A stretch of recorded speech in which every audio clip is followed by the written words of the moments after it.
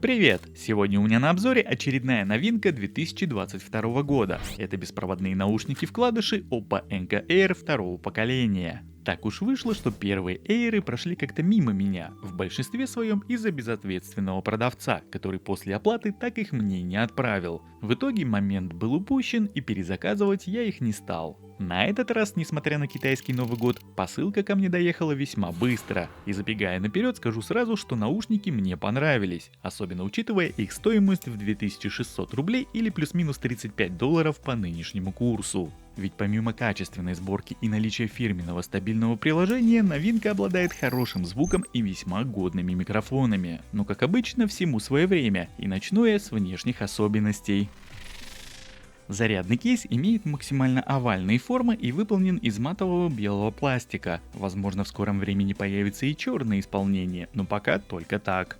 Крышка кейса получила полупрозрачную фактуру, открывается резко и лишена люфта. В петле имеется хороший доводчик, который фиксирует крышку в открытом положении, что в свою очередь позволяет извлекать глянцевые наушники без особых проблем. На передней стороне футляра имеется светодиодный индикатор состояния, по которому можно примерно отслеживать уровень заряда, а в нижнем торце установлен разъем для зарядки с интерфейсом Type-C. Беспроводной катушки в корпусе нет, как нет здесь и никаких кнопок для перезагрузки и активации. Подключение наушников к смартфону происходит по открытию крышки кейса. За связь отвечает современный Bluetooth модуль версии 5.2. Внутри футляра установили аккумуляторный блок на 440 мАч, что позволит перезарядить гарнитуру как минимум 6-7 полноценных раз, ведь емкость аккумулятора каждого из наушников небольшая и составляет всего 27 мАч. И вот если корпус зарядного кейса в сравнении с предыдущим поколением претерпел малое количество изменений, то сами наушники визуально стали выглядеть лаконичнее. Теперь ножка плавно перетекает в чашу звуковода, и в целом конструкция выглядит, а самое главное, ощущается более удобной. К сожалению, встроенными датчиками автопаузы данная модель похвастаться не может, оттого настройка жестов управления выглядит немного странной.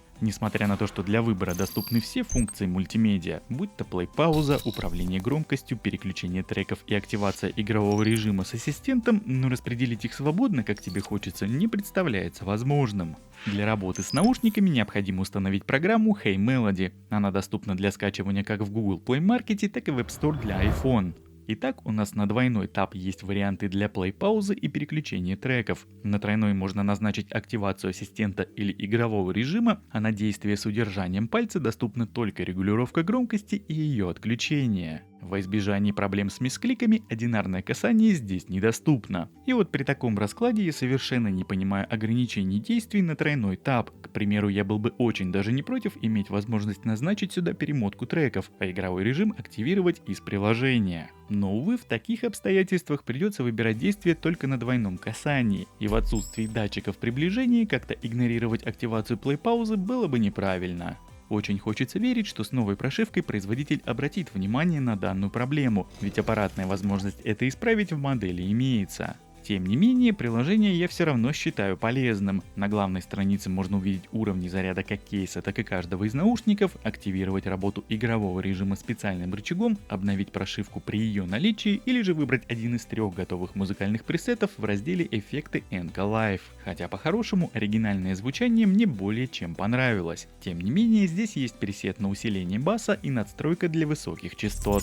Наушники звучат очень громко, запаса здесь предостаточно, но вот выкручивать их на самый максимум все же не стоит. Дело все в том, что при верхнем положении регулятора громкости наушники начинают немножко захлебываться, и создается некий эффект такого дисторшена. Ощущается это примерно так, как будто встроенные 13-мм динамические драйверы просто не вывозят исходящий мощный поток звука. Но стоит прибрать громкость процентов так на 10, как все становится на свои места, и этот эффект пропадает. На самом деле я частенько в своих обзорах сетую на то, что в последнее время производители специально ограничивают громкость в своих моделях в угоду большей автономности. Но здесь у нас случай диаметрально противоположный. Очевидно, что громкости добавили с избытком, тем самым повысив нагрузку на диафрагмы и уменьшив время автономной работы. При этом я хотел бы напомнить, что емкость аккумуляторов не такая уж и большая. Оттого в своем традиционном тесте на 100% громкости на одном заряде наушники отыграли 3 часа и 20 минут. Но я еще Еще раз отмечу, что они громкие, и при нормальном уровне 80-90% этот показатель легко сможет достигнуть 4-4,5 часов.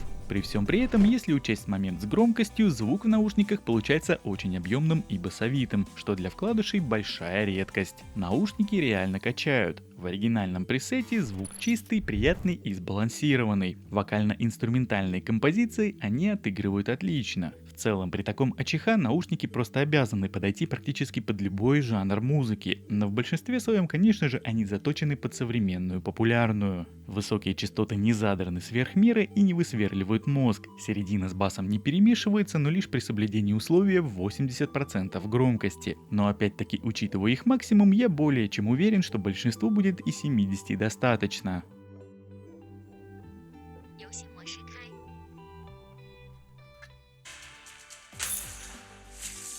Если же говорить об игровых возможностях Air 2, то здесь у нас по сути получается некий стандарт для подобных условий. При активированном игровом режиме в популярных шутерах PUBG Mobile и Call of Duty Mobile я получил уже знакомые цифры в интервале от 160 до 200 миллисекунд. Поиграть при желании можно, но лишь при условии, что ты не профи. Что же касается стабильности связи, то никаких проблем с соединением за все время тестирования я не наблюдал. В городской квартире сигнал спокойно преодолевает пару стен и балконную дверь на расстоянии плюс-минус 6 метров. Ну и наконец мы добрались до одного из важных испытаний наших наушников – теста работы встроенных микрофонов. Как я и сказал, с этим у модели полнейший порядок. Проверяем работу микрофонов в новых наушниках Oppo Enco Air второго поколения. Вот таким образом они звучат в закрытой машине. Я сейчас по традиции открываю окна с двух сторон. Мне сюда на скорости начинает задувать порывами ветра, плюс есть шум от дороги, от проезжающих мимо машин. Довольно так шумная локация, это проспект Мира, скорость у меня около 65 км в час, плюс-минус где-то так. Ну и вот так отрабатывает шумодал в этих наушниках при вот таком сценарии использования. Ну и по традиции у нас второй тест с печкой, я сейчас выкручиваю ее на максимум. Она потихонечку набирает обороты, и уже буквально через 5-6 секунд в салоне будет стоять очень сильный шум. Вот такой вот.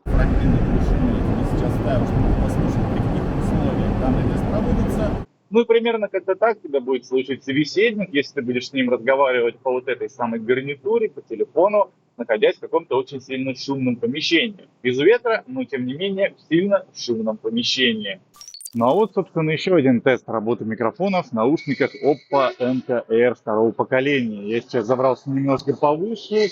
Здесь ездят электрички, громко довольно-таки, и плюсом ко всему еще меня немножечко обдувает ветерочек. Так что нагрузка на микрофоны довольно-таки приличная, можно примерно представить, как тебя будет слышать собеседник при вот таком сценарии использования. Ну а вот еще один тест работы микрофонов в новых наушниках Oppo Enco Air второго поколения. Я сейчас забрался чуть повыше, здесь у меня обдувает ветерочек, это станция электричек, собственно, сейчас тронется электричка и можно будет послушать, как это все работает. Ну и подводя сегодня некий итог по данной новинке, могу сказать, что в целом модель получилась очень удачной, что для вкладышей в последнее время большая редкость. Хотя, возможно, это просто мне так не везет, но если сравнивать их с последними новинками, то Enco Air 2 определенно выглядит весьма выигрышно по многим параметрам, и в особенности по части микрофона. Я очень надеюсь, что возможности по настройке жестов все же расширят, и вот тогда модель будет практически бескомпромиссной в своем ценовом сегменте. Единственными конкурентами в нише останутся разве что Air 3 от SoundPeats, но в микрофонной дисциплине пока они соревнуются только с Ugreen HiTune H3. Но здесь уже имеется спорный момент по посадке. В отличие от наушников Oppo, у которых плюс-минус стандартные звуководы, и которые в свою очередь подойдут под большинство ушей, у Ugreen все же формы будут побольше, так что и подойдут они меньшему количеству людей. И тем не менее, резюмируя все вышесказанное, в качестве гарнитуры на каждый день для прослушивания музыки, подкастов, книг, просмотра видеоконтента и телефонных разговоров, Oppo Enco Air второго поколения подойдут, на мой взгляд, просто отлично. Ну и на этой прекрасной ноте я, пожалуй, буду закругляться. Все, что хотел по этой модели, я вроде как рассказал. Спасибо за просмотр и до встречи в следующих моих видео. Пока-пока.